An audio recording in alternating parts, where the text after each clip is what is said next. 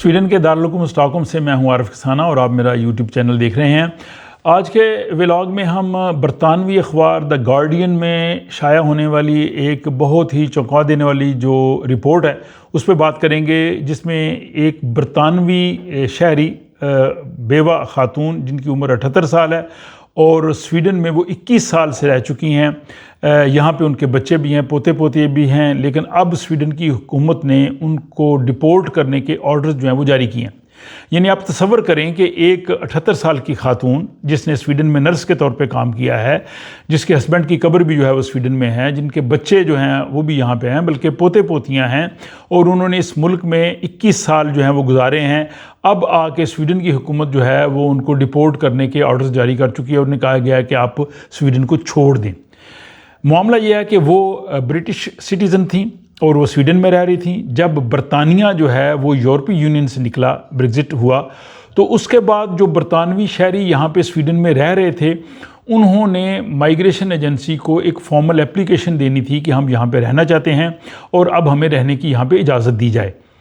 वो जो खातून है वो कहती हैं जी कि मेरे हस्बैंड जो थे वही इन तमाम मामलात को देखते थे और उन्हें इस चीज़ का एहसास नहीं था, और इस मामले में मेरे शौहर जो हैं उनसे कुछ ताख़ीर हुई और वो वक्त पे जो है वो ये दरख्वास्त नहीं दे सके।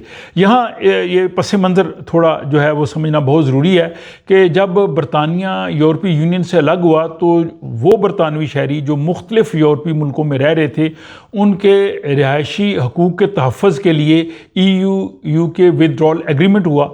तो इस एग्रीमेंट के तहत यूरोपीय मुल्कों में जहाँ जहाँ बरतानवी शहरी रह रहे थे उन्हें बाकायदा एक दरख्वास्त देनी थी और इसका एक मखसूस जो कानूनी तरीक़ाकार है वो उन्हें अपनाना था। लेकिन ये जो बरतानवी खातून 78 साल हैं जैसे थॉमस, उनके लिए यही जो कागज़ी और कानूनी मसला जो था वही अब जो है वो उनकी डेपुटेशन का बायस बन रहा है। वो कह रही हैं जी कि 2023 में उनके खामद का कैंसर की वजह से इंतकाल हो गया।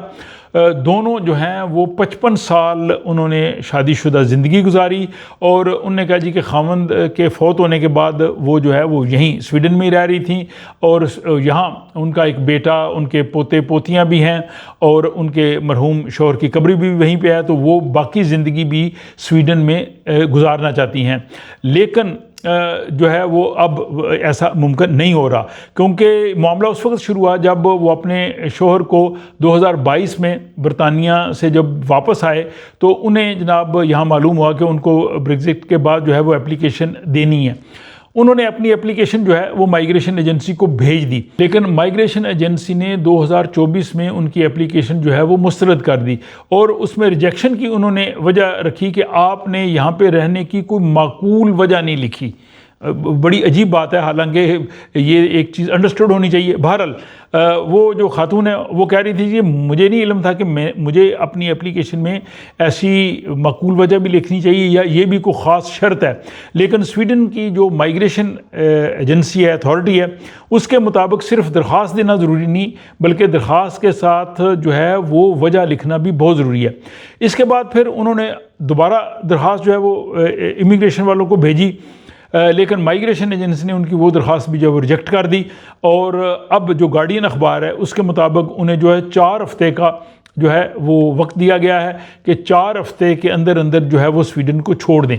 ये जब सारी सिचुएशन आई है तो जो 78 साल खातून है वो कह रही हैं कि उनको बहुत दुख और सदमा हुआ है। जिस मुल्क में उन्होंने 21 साल गुजारे हैं, जिस मुल्क में उन्होंने नर्स के तौर पे काम किया है, उनका बेटा यहाँ पे है, उनके पोते पोतियाँ यहाँ पे हैं, उन्होंने कोई क्रिमिनल रिकॉर्ड उनका बिल्कुल क्लियर है, उन्होंने कोई जुर्म नहीं किया, वो स्टेट के पैसों पे नहीं उन्होंने कभी डिपेंडेंसी की, वो ख़ुद काम करती थी।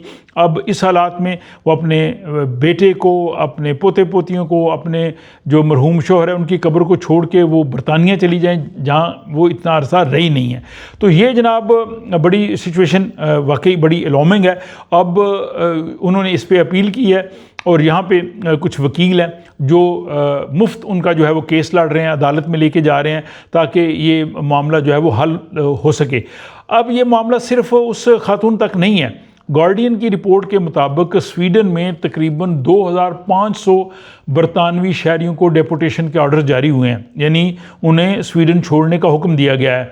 और रिपोर्ट में ये कहा गया है कि ये जो तादाद है इतनी ज़्यादा 2500, ये यूरोपीय यूनियन के तमाम जो 27 ममालिक हैं उनमें ब्रेग्जिट के बाद जो बरतानवी शहरियों को वहाँ से जाने का हुक्म मिला है वो उनका 1/3 है। तो यानी इतनी ज़्यादा जो है फ़र्क है, बाकी यूरोपीय मुल्कों में इतना मसला नहीं हुआ। अब सवाल ये पैदा हुआ कि स्वीडन में रिजेक्शन के केसेस क्यों ज़्यादा हुए हैं। तो गार्डियन ने यूरोपीय कमीशन की जो रिपोर्ट है और बरतानवी हुकूमत का जो तज्ज़िया इस हवाले से, उसकी बुनियाद पर यह कहा है कि पोस्ट ब्रेग्जिट रेजिडेंसी जो स्टेटस था स्वीडन में 14,200 एप्लीकेशन जो हैं वो मौसूल हुई अथॉरिटीज़ को, जिसमें से 4,000 जो है वो रिजेक्ट कर दी गई। और इसके मुताबिक उन्होंने कहा जी स्वीडन में जो रिफ्यूज़ल रेट है बरतानवी शहरियों के लिए यहाँ रहने के हवाले से वो 27.5% है, यानी बाकी पूरे यूरोप में 3 से 4% है। तो स्वीडन में इतना हाई रेट है, यानी इसको मुवाजना आप कर सकते हैं कि बुल्गारिया जैसे मुल्क में 16,000 एप्लीकेशंस में से सिर्फ 5 लोगों की एप्लीकेशन रिजेक्ट हुई, और बेल्जियम में 13,000 लोगों में से सिर्फ 605 रिजेक्ट हुई। तो बरतानवी हुकाम और जो बाकी इस हवाले से जो काम कर रहे हैं वो कह रहे हैं कि स्वीडन का रवैया बरतानवी शहरियों के साथ EU के मुकाबले में बहुत ही सख्त है।